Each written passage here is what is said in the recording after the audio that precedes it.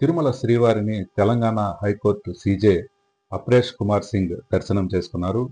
ఆయన ఈరోజు నైవేద్య విరామ సమయంలో స్వామివారిని దర్శనం చేసుకుని మొక్కులు చెల్లించుకున్నారు కుటుంబ సభ్యులతో కలిసి. ఆయనకు రంగనాయకుల మండపంలో అర్చకులు వేద ఆశీర్వచనం నిర్వహించారు. టీటీడీ చైర్మన్ బిఆర్ నాయుడు ఆయనకి శేషవస్త్రంతో సత్కరించి స్వామివారి తీర్థ ప్రసాదాలను అందజేశారు.